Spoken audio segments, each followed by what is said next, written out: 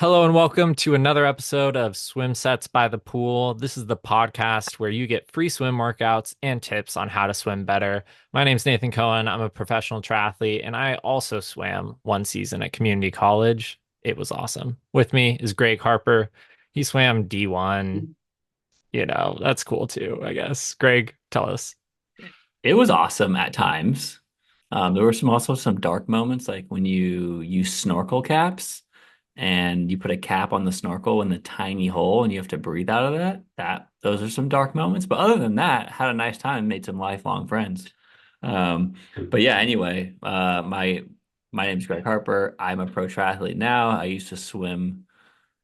Yeah, I guess I went to the Olympic trials. I was not a pro swimmer per se, but I swam with lots of pro swimmers and have accumulated lots of knowledge and have had a deep thirst for knowledge in this pool. I think it was probably 13 is when I really started like, why am I getting faster? Why do I need to, what's making me fast?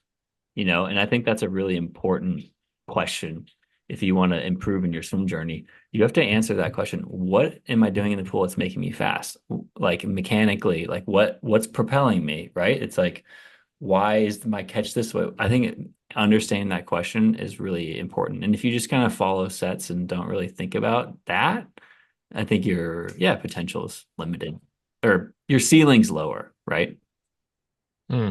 Yeah. So, is that your quick tip for the day, or do you have a separate quick tip? Well, I have a separate quick tip. It goes in hand and kind of raising that ceiling. Doing a bunch of threshold work in the pool without developing speed first, it's just kind of useless. I mean, you have to set that ceiling high and develop your speed before that threshold work can, or the kind of that, yeah, 10 100's best average. You got to be fast before you can go long and slower, right? So yeah, develop Hmm. that speed first. I mean, we said it before. Yeah, setting your 100 freestyle best time is always a good trajectory to take, and that will help you in swimming longer and slower.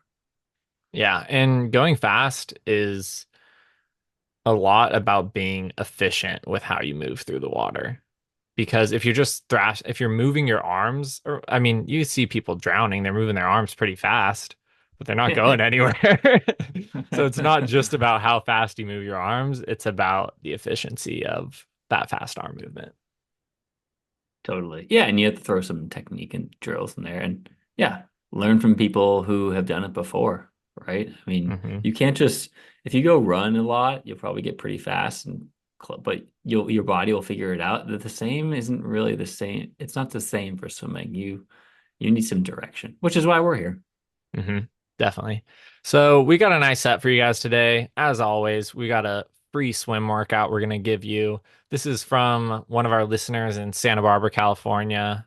And yeah, it's a nice little set. We're going to break it down, make some suggestions on it, and maybe change it a little bit, but we'll see. We'll dive right into it. 500 mix warm up and three 200 IMs. That's a little spicy. Three 200 IMs in the warm up. Yeah, definitely spicy for a handful of folks. That 50 fly and 50 breasts would probably be challenging.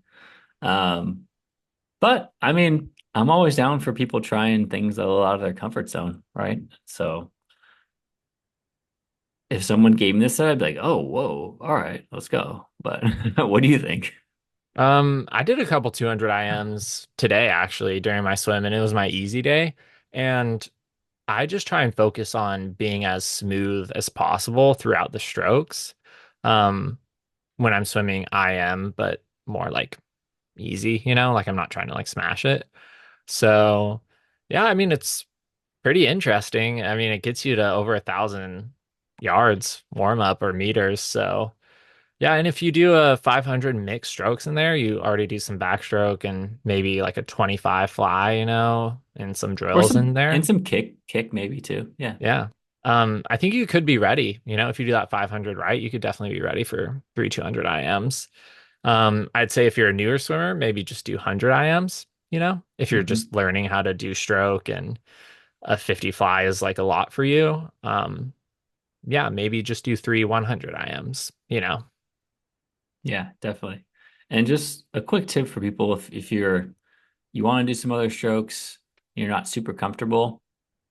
In butterfly, it's a really big rhythm, and I think we've said this before, but you when you take a breath, you really need to press your head and chest down so your hips pop up, and that's kind of how you get the butterfly rhythm. If you were going to lay flat on the surface of the water and just in a stationary position, and you press your chest down, your hips immediately pop up, and that's the kind of sensation that you have to feel in order to find butterfly rhythm. Or else you're swimming uphill and then it'll be so hard. I mean, most people can't swim fly easy. I mean, even pro swimmers, I mean, it's hard to swim fly very controlled, but you have to know that, press that chest down. And in backstroke, you have to keep your head back and your eyes. The moment you look at your feet, you sink. So eyes straight up. And breaststroke, you gotta just take a tiny, it's a tiny pole up out front. Like don't pull your elbows back. So those are Hmm. just three quick little things. Maybe it'll help you, but yeah, easier said than done. I know, Troy. It's okay. Yeah, for sure. And make sure if you're doing that butterfly, fingertips entering the water first. Don't be smacking Yeah, those elbows down into the water. I know it's hard, but like just try and get those hands in because you're catching the yeah, water still, you know, you're still yeah, trying to catch that water. Sweet, Greg, you want to take us through the main set? It's pretty simple, but yeah. yeah. Main set is 400 pull into four 100s back free by 50 into 850s that are alternating kick and then fly free by 25. Mm, So yeah, kind of getting a little bit of everything. And you kind of repeat it for three more times. So it's four times total, but it just gets you shave it off. So it goes 4-3-2-1 for the pull.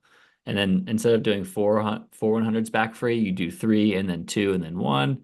And then instead of 850s, you go 850s, 650s, 450s, 250s. So yeah, it's a good set. I like the mixture of stuff. There's not too much direction on like effort, so maybe we should probably guide people a little bit more on that. What do you yeah, think? I think they said they did this as like a recovery swim, so like an all easy I see. kind of This is day. probably more like an aerobic swim for most people. Just the Yeah. sheer amount of like swimming other strokes, like it's Hmm. there's too much fly for a recovery swim. I mean, this guy Yeah. is a great swimmer who sent this to us, so he can do it. But Yeah. yeah, maybe we kind of, it's probably more like an aerobic type swim, I would say. Hmm. Yeah, definitely. I mean, butterfly kick is kind of tough, you know? I mean, Yeah. Well, I especially, don't, but do you think they're alternate? Oh, yeah. Okay. It's kick. yeah. So those 50s are kick at the Yeah. end. Yeah, yeah. Because I also was reading it as odds kick, evens, or fly free. That's No, kind of how I no. said it. But you're right. Yeah. It's all kick, Yeah. fly on one, free on the other. Yeah. Yeah. Okay. Yeah. And you could use a board if you want. Yeah. Butterfly kick with a board, unless you really have that good rhythm, it can be tough to find the rhythm. So if you're just kind of knees like clonk, clonk, clonk, like Hmm. butterfly kick, maybe lose the board, go on your back, try to find some rhythm. But yeah, for the Yeah. free, you can use a board if you want. Yeah, definitely. This is a decent amount of kicking for someone who doesn't normally kick a lot during their sets. But then again, I mean, I see a ton of people at the pool and it seems like all they do is kick. So, I was going to say same thing. I mean, it's only 500 and it's broken up in 50s and it's not all straight. So, I mean, it's like this is like a 4K set probably. I mean, that's not that much. I mean, mhm. that's like 12% or something like that. Um, I would say if I were to give this set to someone, kind of squeeze the effort down. Mhm. So maybe you kind of descend the poles. They get shorter, so you can kind of increase the pace. Maybe you take the 400s back free, kind of chill, and then the 50s kick, kind of same thing. Mhm. Just get a little stronger as the sets go on. I mean, inevitably that's probably what's going to happen because you're doing less anyway. Yeah. I mean, these are great sets to do as recovery swims because mentally it's so much easier. Like once you get through one, you're like, oh, it's like a lot less, because you're just shaving it off a little bit. So that's why Yeah, I love this as like a recovery set. Um, yeah, because I mean, I had an easier swim day today. I only swam like 3,700, but yeah, you just want something that you don't have to think that hard about, you know? Yeah, it can be hardest to stay in the pool on those easy days too. Like my Monday Hmm. swims are easy too. I got 3K in today, but like sometimes it's 2,500 and like Hmm. I mean it's just super easy float, but if you don't have that like structure or you're like making up on the fly, you're like, dang, and am I out of here yet? Next, even though, all right, I got a 6K workout on top tomorrow and it's all planned out or whatever. It's like, oh, easier said than done. And I really like flows of workout like this where you do something and then you do it again, but shorter and again, but shorter for the same reason you said too. This would be a good set to do with friends too. There's quite a lot of intervals, take a few breaks, chat on the kick a little bit too. So this is definitely good with the buddy. Yeah, what kind of rest would you throw out for these for the pulls? Like how much? I would say like, yeah, 30 seconds after the longer poles. I mean, you got to take off your gear and stuff Hmm. and maybe leave on the next round number, 30 or the top for the Yeah. hundreds. In the hundreds, yeah, you maybe take 10-ish, 10-ish seconds and the 50s. The 50s kick same maybe. Like it's kick, you kind of want to reset. So yeah, I would say 10 to 15 seconds for the back half of it. Um, Yeah. but depending on the workout or what you're trying to get out of it, if it's a little bit of an easier day, it's like you can take more rest if you want. Or if you want to just kind of swim an easy pace and take very little rest, that's also okay. So I think it kind of to each their own. Yeah, definitely. And you can always at the end of each round kind of like reset, like give yourself a minute or something. Like have a bottle by the side of the pool, take some electrolytes, some carbs, whatever. If you're Matt Sharp, you got to get 180 grams of carbs in. So, I mean, he will for sure be stopping and taking those carbs in between rounds. Um, but yeah, so something like that. I mean, easy days, they're supposed to be easy. You still want to get some fitness in there and like, move your body and kind of get the blood flowing. But like Greg said, he's swimming 6K tomorrow. So he's not trying to smash himself on a set like this. Yeah. No, totally. And yeah, so I guess the last thing is six 150s with fins as 50 free, 50 back, 50 free, and 15 meters. It says 15 yards underwater each wall, but it Yeah. should probably say 15 meters. Yeah. Um, yeah, I mean that's tough. I mean, with fins and stuff, I would say if you're, yeah, maybe shoot for halfway if you're not like a Hmm. elite swimmer. That's Yeah. um but you can always, like I said, get out the comfort zone. I actually wore some fins today. I've kind of been working them back into the rotation, and Hmm. it's really good to feel rhythm underwater, especially with that dolphin kick. So, if you are struggling doing some other strokes or butterfly specifically, put on some fins to help you. Maybe even on, well, the 200 IM is hard because you got breaststroke. But, Yeah. if you want to do some butterfly kick with fins or even to do it to like practice some butterfly drills, I think it could be a useful tool. Yeah, definitely. And I can make 15 meters underwater on my stomach, like freestyle or something.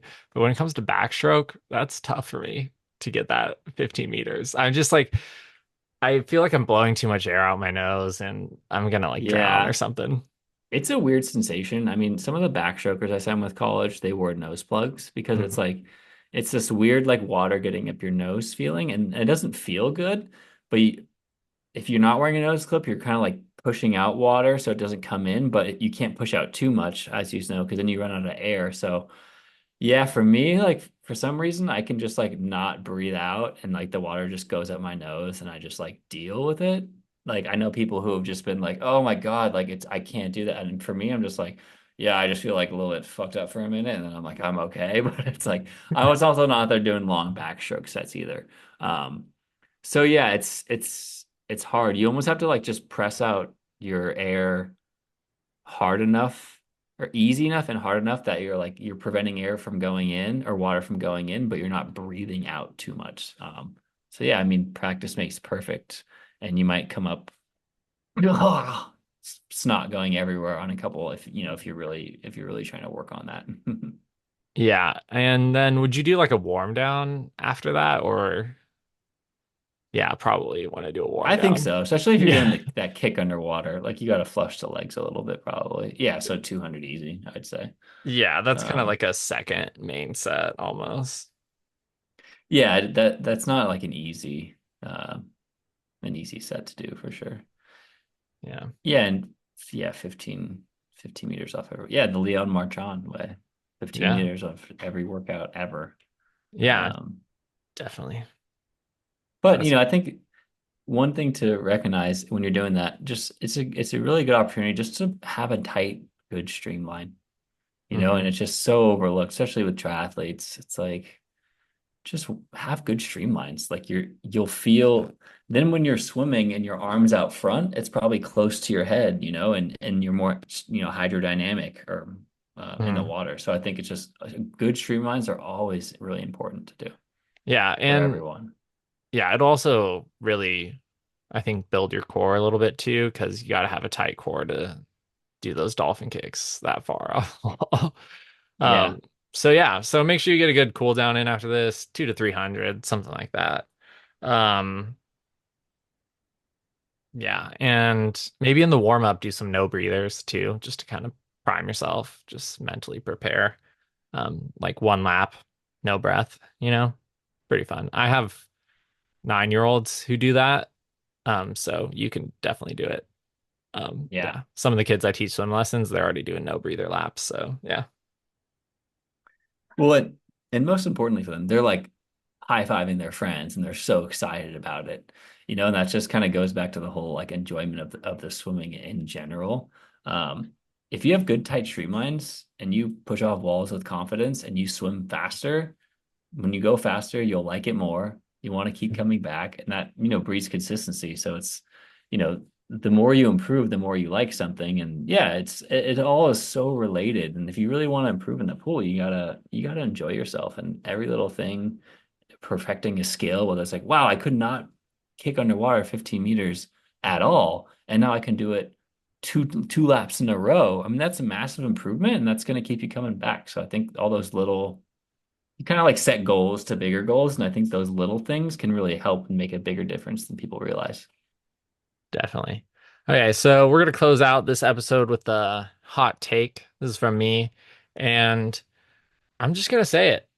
If you're taking advice from your triathlon coach and they can't swim under a minute for 100, or they haven't ever swam under a minute for 100 yards, I mean, you might be taking advice from the wrong person on your swimming, at least. Because I see a lot of triathlon coaches who maybe aren't used to be cyclists or runners, but they never really swam growing up, or they like did age group triathlon and stuff like that. Um, it's hard, because they might not have that fundamental understanding of what it really takes to be a good swimmer. And so many triathlon coaches just write swim workouts like run workouts or like bike workouts. Hmm. It's like threshold this, VO2 max that. So true. Might be the Yeah, wrong that's a person. that's a really yeah, and that's a really good take for sure. And I've seen it too. And I write swim workouts now for people who have triathlon coaches because they went elsewhere for hmm swim. Because yeah, and some of the I'll some of their credit, some of them are like, I don't know what to do. You should find help, which is great. But triathlon coaches are like, yeah, all right, 200 threshold, one VO2, like a LT1. I'm like, whoa, what the fuck is LT1 in the pool? Like, just relax, dude. Yeah. And that's why me and Greg do this podcast for you guys, is because we've joked about it before, like finding the perfect set, but there is no perfect set. The whole Yeah. thing about swimming is dedicating the time to find a stroke that works for you. Because, like, every person needs a slightly different stroke, and you need to feel the water for yourself, and it's not about going hard. It's about like finding that stroke that works for you. So, Definitely. Wise words. All yeah. right, nice. Yeah. So thanks for listening to this episode, you guys. If you guys want advice, message me or Greg on Instagram. We got our Instagram handles in the description of this episode on YouTube and on our podcast players if you're listening to it there. And yeah, maybe send us a video of you swimming and we'll give you a little tip. We'd love that kind of Yeah, stuff. I only charge 500 an hour for my time, so you're getting a great rate. Yeah, it's awesome. And I only charge $100 an hour. So Whoa, if you want the bargain. discount. Bargain. But yeah, so yeah, share this episode with your friends, and I hope you got a lot of value out of it. And yeah, we've got a ton of other episodes that you can listen to and get some more swim workouts. Yeah, see ya. Yeah, cheers.